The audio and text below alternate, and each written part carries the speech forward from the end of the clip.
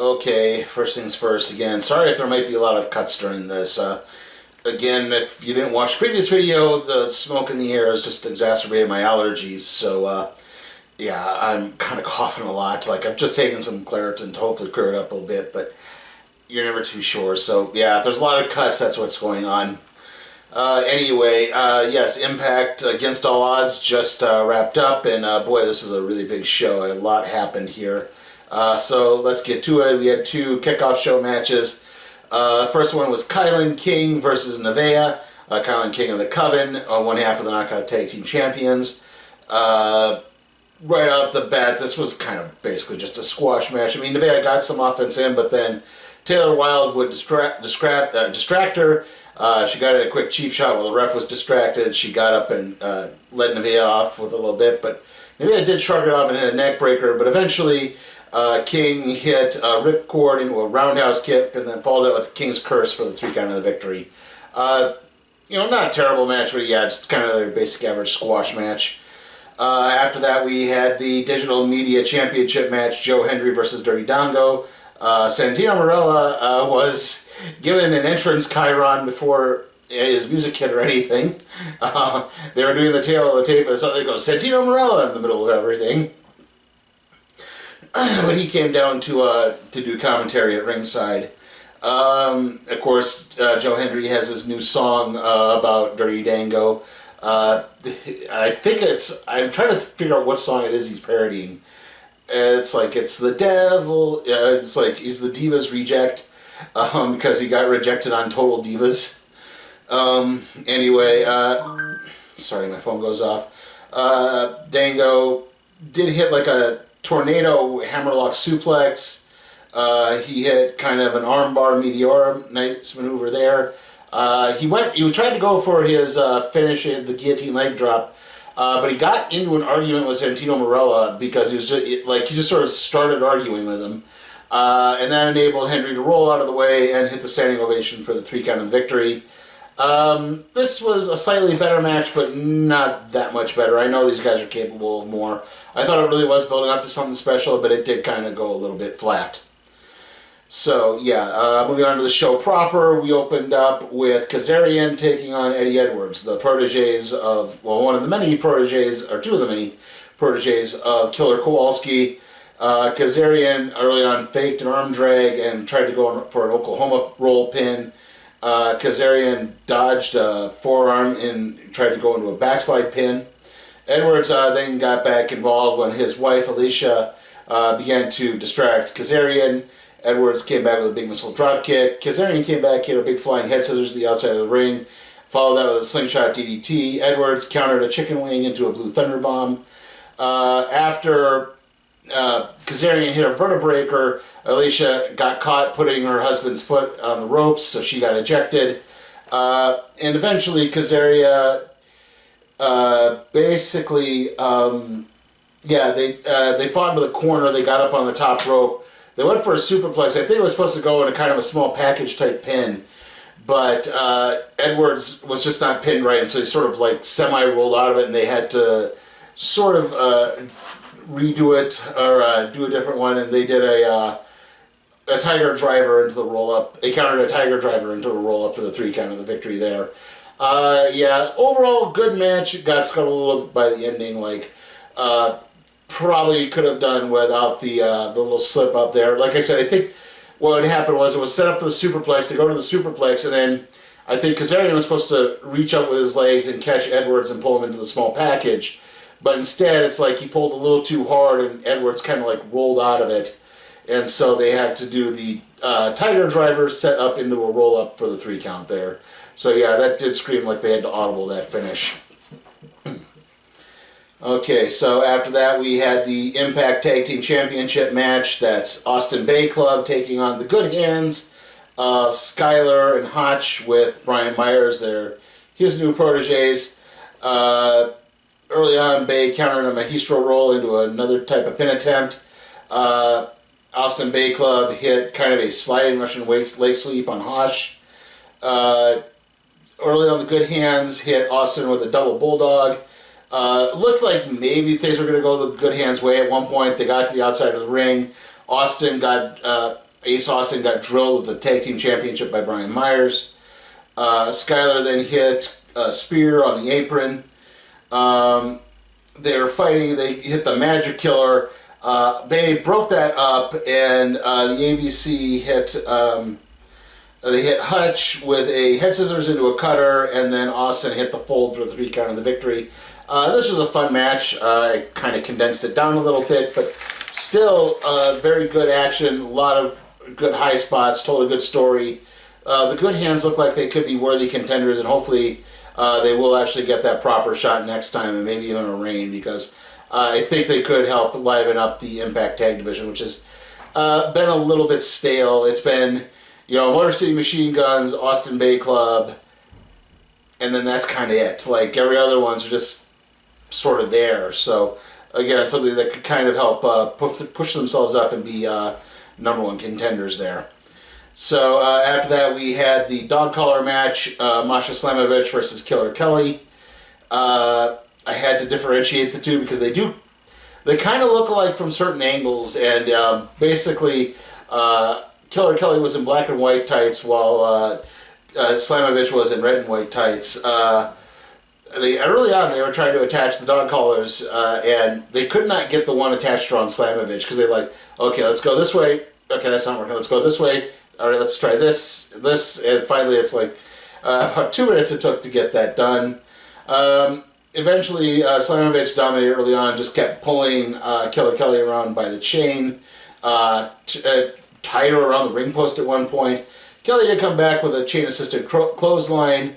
Kelly hit a coffin drop kick and then pulled off a headbutt on the steel post and used the chain to pull Slamovich up into a DDT. Slamovich fought to the ropes again, tangled it up on the ropes and did sort of a hangman type maneuver. Eventually they got back in. Kelly hit the snowplow on Slamovich, only got a 2 count. Slamovich got back up, did wrapped the chain around to the point that Killer Kelly was basically ensnared. Slamovich hit the snowplow for the 3 count and the victory. Overall, this was not that great a match. Like, even by dog collar match standards, I think it was very meh. I think they held back a little too much on this. It was basically just a lot of, let's see how far we can pull someone into this. Let's see how far we can pull someone into this. They didn't do like a lot of whipping with the chains or anything like that. There was a little bit of blood here and there, but not a lot. So it wasn't exactly what you normally expect in a dog collar match. Afterwards, though, it looked like Slamovich gave Killer Kelly kind of a good try handshake type maneuver as they detached the dog collars. And Kelly just kind of stood there appreciatively in the ring, and Slamovich just left. So I don't know where exactly they're going to go with this. Okay, our next match is the X Division Championship match, Trey Miguel versus Chris Sabin. Sabin hit a ring senton off the apron. Miguel hit his little snake eyes corner kick thing. Sabin came back, hit a lethal combination. Sabin then crotched Miguel on the ring post and then hit a spear on the apron. Sabin hit an inverted Samoan drop. Miguel hit a shin breaker, suplex, and then slapped on a toe hold. Sabin hit the Angel's Wings. Basically, he's hitting classic X Division finishers. So we had Jay Lethal, we had Christopher Daniels. Miguel hits the cradle shock. When Sabin kicks out, Miguel goes under the ring. He actually grabs 2 cans of spray paint. He sticks one in the back part of his tights so he could get a sneaky spray on Sabin when he's up for a cradle shock. But Sabin actually drives him into the corner, gets up on the top rope, slips because he can't see very well, but it gives him enough time to get out of the ring and get to a bottle of water to clean his eyes out. At which point Sabin fought back, hit a Styles Clash, and then excuse me, he fought with Miguel just a little bit more after the Styles Clash. He got Miguel up for the cradle shock, hit the cradle shock for the 3 count and the win to become a 9-time X Division champion, the most decorated X Division champion in Impact history. So yes, he that seemingly bodes well for the Motor City Machine Guns. It was a great match, real fun, not overly reliant on the high spots. Again, we finally got a Trent Miguel match that didn't end with spray paint in the face, so it was a good job of showing Saban being the very wily veteran and doing things right and getting all that done and winning the match. We didn't get a ref bump. So it was nice to see one of these matches actually finish cleanly for once. After that, we have the 8-4-1 match for the #1 contendership for the Impact Championship. This was an 8-man tag, which if you win, the 4 winners would then face in a 4-way to decide who would be the #1 contender for the Slammiversary show. You had Nick Aldis, Heath, Bully Ray, and Jonathan Gresham taking on PCO, Moose, Rich Swann, and Speedball Mike Bailey. Can't really describe too much happened in the match because there was a lot that happened. Basically, what happened throughout is Bully Ray really wanted to face Moose for some reason. He tried to jump him during the entrance. Again, whenever someone else was tagged into the match, Bully would immediately tag out. At another point, Heath and Rich Swann had a dance-off. PCO cleared house a couple of times. He had a big torpedo to the outside. Moose then, at one point, I believe they had Heath in position for the senton move that PCO hits on the ring apron. But then Moose blind tag, which broke it all up. That enabled Bully Ray to get a bit of a jump on everyone and, again, try to take everything to an advantage. Eventually, though, Moose went for a spear, but only hit Rich Swann, and Jonathan Gresham covered Swann for the 3 count and the victory. After which the fatal 4-way match happened. Everyone ganged up on Bully Ray to try to tackle him out. And then they started fighting with each other. At one point, Aldis, Heath, and Gresham hit the was-up headbutt on Bully Ray. Just as Bully Ray started to get back into it, Scott D'Amore hit the ring, grabbed a chair, hit Bully Ray with it after a big argument. And then Aldis hit a flying elbow drop onto Heath and Jonathan Gresham. I believe Heath was in a figure 4. And then Aldis put Heath in the cloverleaf to win, tap out. This match was a little complicated, like I said. To try to describe all of it, it would just take way too long, so I hope I got enough of it to at least have it make a little bit of sense. But yeah, overall it was okay. I think it's, again, kind of obvious they were going to do Nick Aldis at some point, because when a guy comes in and says and we had 3 guys at this point who were doing I've been associated with this company for a long time, technically 4 if you want to count Bully Ray. They added that earlier this year. It's like, I want to try to win the title, I want to try to win the title right, I want to try to win the title, yeah. So it's like, we've had Kazarian, Shelly, Bully Ray, and Nick Aldis doing kind of the same shtick, and it's like, well, okay, it's got to be Nick Aldis' turn at some point. Although, again, one has to wonder what happens when Josh Alexander comes back. We'll get to the main event when we get to it, don't worry. But yeah, again, it's just seeing where this goes. Alright, our next match is Giselle Shaw and Savannah Evans taking on Trinity and Deonna Purrazzo. Trinity and Purrazzo are facing each other at Slammiversary for the Knockouts Championship. Trinity hit a split leg drop on Shaw very early on. Shaw came back, hit a nice corkscrew uppercut on Purrazzo. Savannah Evans tagged in, tagged Purrazzo for a while. Trinity got tagged in, hit a bulldog into the turnbuckle. Shaw then came in and hit tripped up Trinity on the turnbuckle.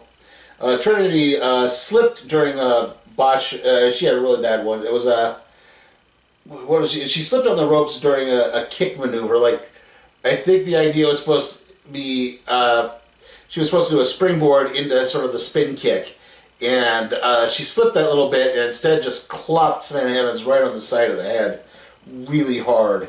At that point, Jay Vidal tripped Trinity up on the apron and hit a big clothesline to take her out. Purrazzo, though, eventually got Evans into a crucifix pin for the 3 count of the victory.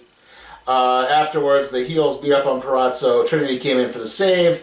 Afterwards, Trinity and Purrazzo twerked in the ring. Not a terrible match, but still very enjoyable.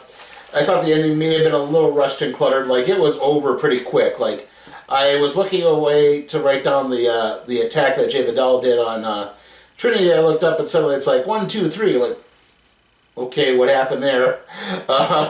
And it's still putting everything in a very weird place where it looks like you're going to have babyface versus babyface at Slammiversary, but I'm not entirely sure. And that leads us into our next match, which is the Ohio Street Fight, the Design versus OVE. That's Sami Callihan, Jake Christ, and Madman Fulton. This was basically a tornado tag rule, so it wasn't a 6-man tag in the strictest sense of the term. It was a big fight. Khan hit Fulton with a cookie sheet. Callahan went after Angels with, I believe it was a trash can and then a crutch. Christ hit a big trash can drop kick onto Diener. The heels did fight back a little bit. They choke slammed Callahan into some thumbtacks. Diener hit a burning hammer onto a placard with barbed wire on it. Callahan hit an exploder, which sent hit exploder onto a set-up chair, and then it hit Angel with a staple gun. Eventually, though, Connor got the staple gun pulled away from Callahan, and they stapled him in the chest and the armpit. Diener eventually came back in. The end of the match was eventually Callahan got the cactus driver on Diener a couple of times, the second one being into the aforementioned barbed wire placard to get the 3 count of the victory. Yeah, it was pretty much your average street fight there. Not entirely different from the last month's match, really, but this one had a good kind of fun car crash mentality to it. They did go too overboard with the weapons. There's not a lot of headshots. Not really a lot of blood again. They dialed back on that. I wonder if, you know, that's maybe a regulation in Ohio or something, but yeah. They did definitely dial it back a little bit, but still, overall, pretty fun and enjoyable match. Okay, and that leads us into our main event, the Impact World Championship match, Steve Maclin versus Alex Shelly. The crowd pretty evenly divided for all this. Again, there were no Ohio match.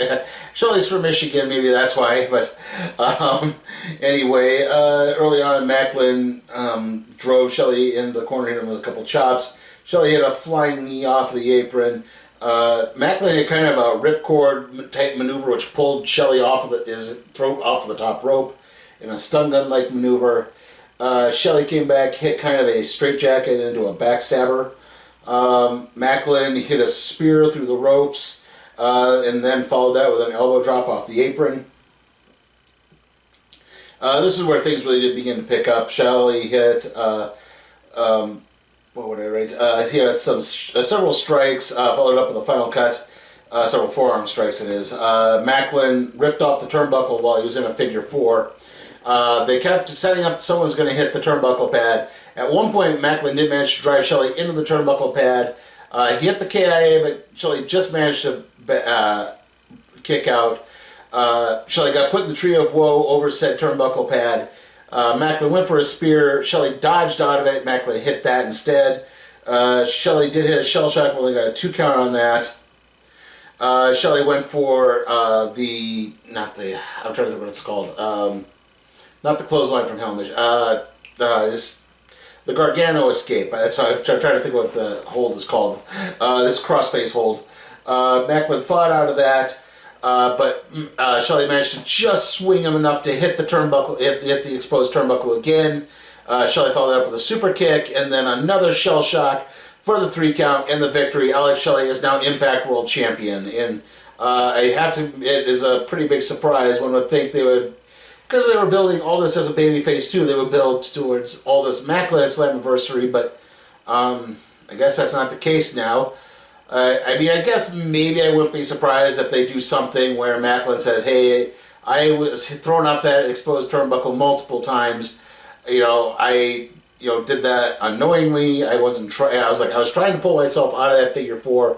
I just happened to rip that turnbuckle pad off. I did not do it intentionally. So it wasn't like I was actually trying to use it as a weapon to get some sort of extra maneuver and then win the championship back. But like I said, I'm not entirely sure, but still, this was a very enjoyable match. It was very fun. Obviously, it's really nice to see Alex Shelly finally get that recognition. Again, his 20 years with that company, doing everything from Paparazzi Productions, the Motor City Machine Guns, to everything. Obviously, Chris Sabin afterwards came out and they celebrated. Both men singles champions. They've been multiple-time tag team champions. You'd think that probably puts both in line for the Hall of Fame at some point. But yeah, they were there during the early days. They were, again, doing some great things.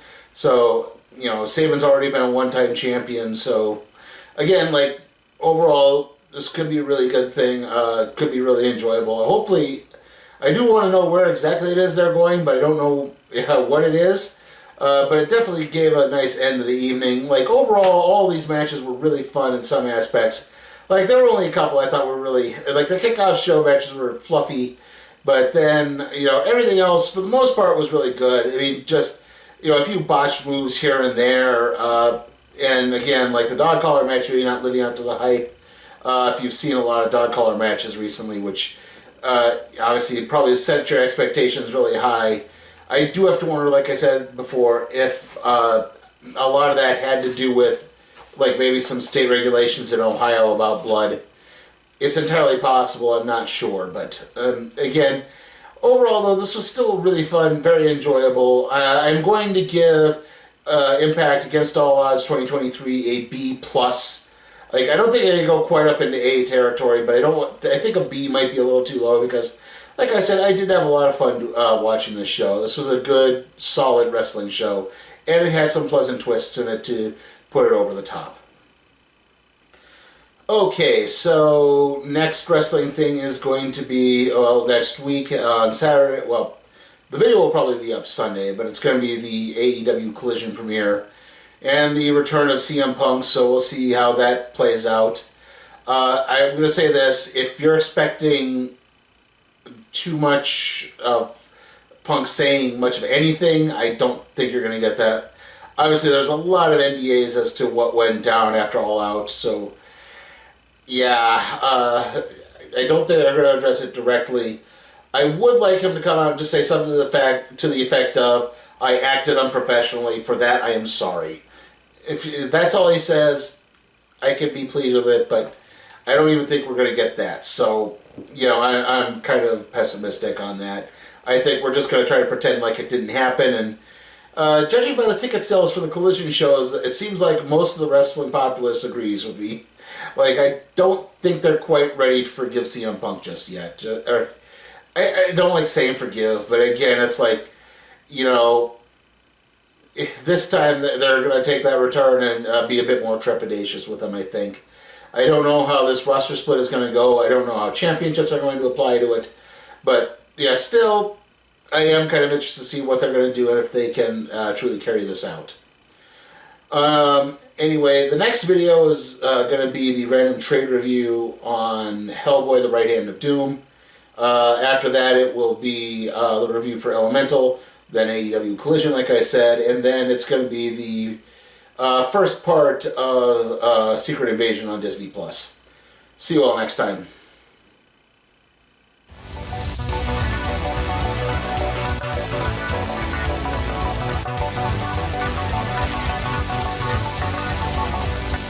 Hey guys, remember you can help me maintain and possibly even expand my professional wrestling covers by supporting me on Patreon at patreon.com/sleepytime for Cat Productions.